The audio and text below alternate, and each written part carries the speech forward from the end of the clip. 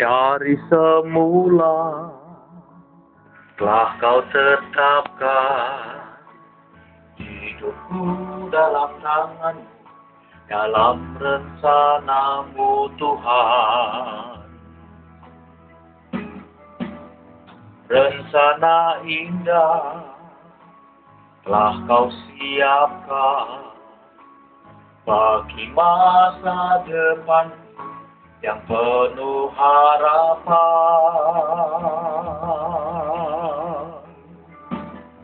Semua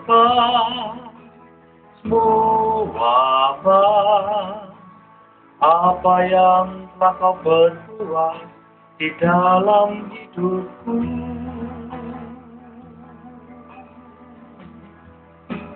semua sungguh teramat baik. Kau jadikan hidupku berarti.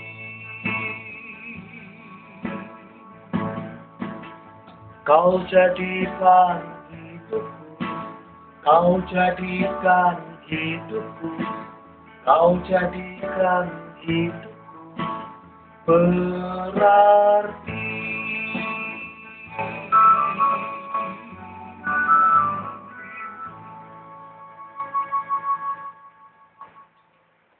Shalom, Ibu Bapak dan saudari-saudara yang dikasihi Tuhan. Lagu tadi adalah lagu yang sangat mudah untuk dinyanyikan, tetapi sulit untuk dipraktekkan dalam kehidupan sehari-hari. Masuk pikiran pun sulit, apalagi masuk ke hati kita. Ngomong memang gampang, tapi pikiran kita selalu menolak, hati kita sering menolak bahwa semua yang terjadi dalam hidup kita itu sebenarnya baik adanya. Mari kita lihat sebentar dalam Alkitab kita yang mungkin sekali jarang kita buka ini. Mari kita lihat apa yang dijanjikan Tuhan di dalam Yeremia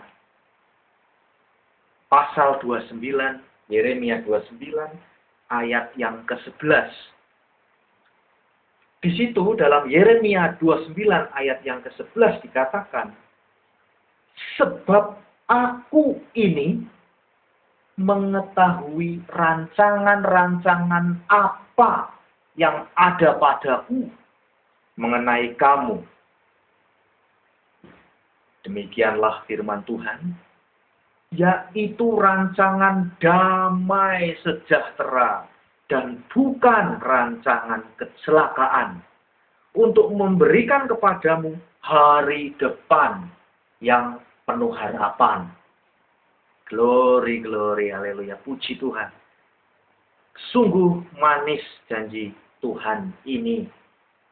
Kalau kita sadari dalam hidup kita, dalam pekerjaan kita, dalam studi kita, dalam rumah tangga kita,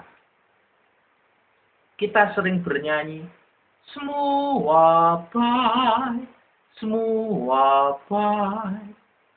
Pacar kita menyakiti hati kita, mutusin kita, semua baik, semua baik.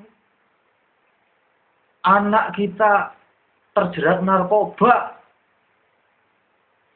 Lalu kita bernyanyi lagi, semua baik, semua baik.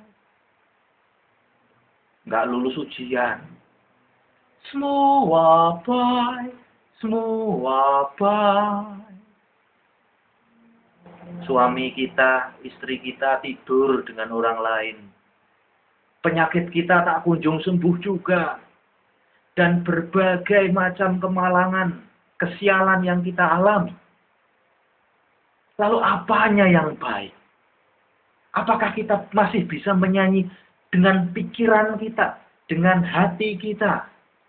Semua yang Engkau lakukan padaku baik Tuhan, baik adanya.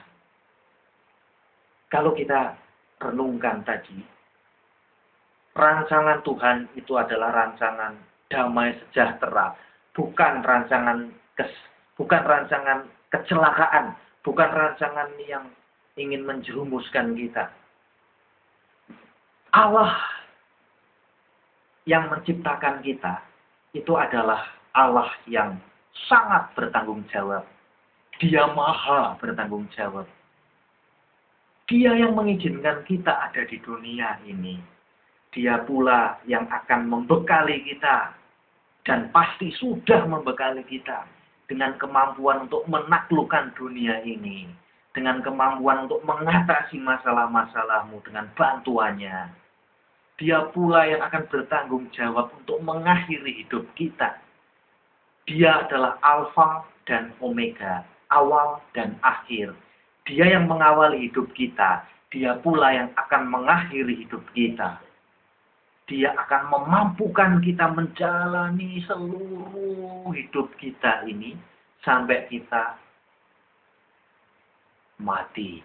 Sampai kita dipanggil lagi menghadap Bapa di surga. Sungguh luar biasa. Tetapi kita seringkali kurang menyadari bahwa setelah 1 bulan, 2 bulan, cowokmu, cewekmu menyakiti hatimu, tiba-tiba Tuhan memberikan ganti yang luar biasa, jauh lebih baik. 1 bulan, 2 bulan setelah engkau dipecat dari kantormu, mungkin 6 bulan, mungkin setahun, tidak masalah. Itu proses yang akan mempertumbuh kembangkan iman kita. Ternyata kita mendapat pekerjaan yang jauh lebih baik. Penyakit. Kita saat ini diizinkan Tuhan mengalami sakit penyakit supaya kita menaruh harapan kita hanya pada Tuhan. Selalu setiap hari kita ingin kesembuhan. Kita ingin kelepasan. Dan dengan iman kita yang makin bertumbuh itu, Tuhan membentuk kita sehingga kita siap untuk disembuhkan olehnya. Kalau kita sudah berdoa, ya Tuhan, tolong Tuhan. Ini, tolong Tuhan, itu. Kita berdoa A, kita berdoa B. Berarti kita sudah menyerahkan doa kita. Kita sudah memasrahkan doa kita kepadanya. Terserah dia, terserah Tuhan. Mau jawab doa kita kapan? Saat ini juga mungkin kau akan sembuh. Mungkin Tuhan akan mengabulkan doamu. Mungkin 3 hari lagi Tuhan akan mengabulkan doamu. Mungkin 6 bulan lagi. Mungkin setahun lagi Tuhan akan mengabulkan doamu. Kalau kita sudah menyerahkan doa kita, maka kita sudah memasrahkan diri kita seutuhnya pada Tuhan. Jangan mendikte Tuhan, saudara dan saudari. Serahkan semua kepada Tuhan. Bukan mauku, tetapi maumu ya Tuhan. Kalau kita memberi kado pada orang yang kita sayangi, ini saya kasih kamu kado ulang tahun boneka misalnya. Kita tidak boleh mengambilnya kembali. Itu sudah menjadi milik dia. Sudah menjadi milik dia. Kita tidak boleh mengaturnya. Nanti kadonya tolong kamu taruh di kamar ya. Kamu harus penuh terus kadomu setiap kali kamu tidur. Oh, tidak boleh saudari dan saudara. Kalau kita sudah memberikan sesuatu kepada orang lain, maka itu sudah 100% menjadi milik orang itu. Demikian pula dengan doa. Apapun yang kita doakan, apapun yang kita pasrahkan pada Tuhan, biarlah itu menjadi milik Tuhan. Biar kita sudah pasrahkan, terserah Tuhan, itu milikmu Tuhan. Engkau akan apakan doaku. Engkau jawab sekarang, engkau jawab 2 bulan lagi, terserah engkau Tuhan. Aku percaya pada penyelenggaraan kasih-Mu bahwa Engkau sungguh bertanggung jawab akan hidupku. Engkau sungguh telah menyediakan segala sesuatu yang baik. Bahkan sebelum aku ada. Bahkan sebelum aku dilahirkan di dunia ini. Engkau sudah mengatur siapa jodohku. Engkau sudah mengatur apa sakitku yang bakal engkau sembuhkan. Engkau sudah mengatur bagaimana kehidupan ekonomiku. Engkau sudah mengatur bagaimana pekerjaanku. Jauh sebelum aku ada. Luar biasa. Tuhan sungguh bertanggung jawab akan hidupmu. Semua baik. Semuanya sungguh indah diberikan oleh Tuhan.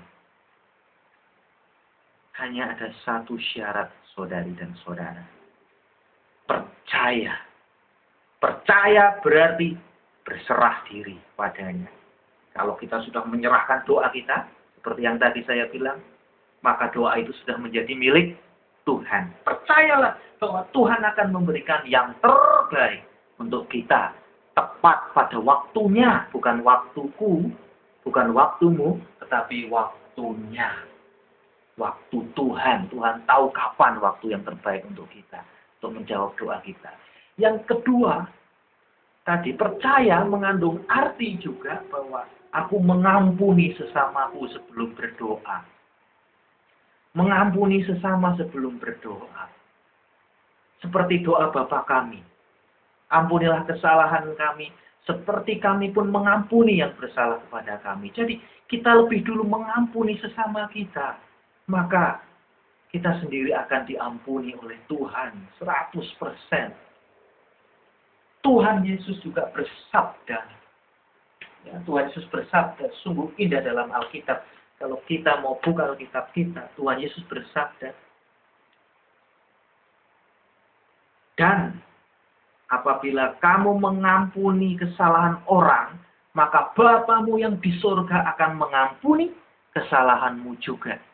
Jadi syaratnya untuk kita mendapat pengampunan adalah kita mau mengampuni sesama kita yang menyakiti hati kita.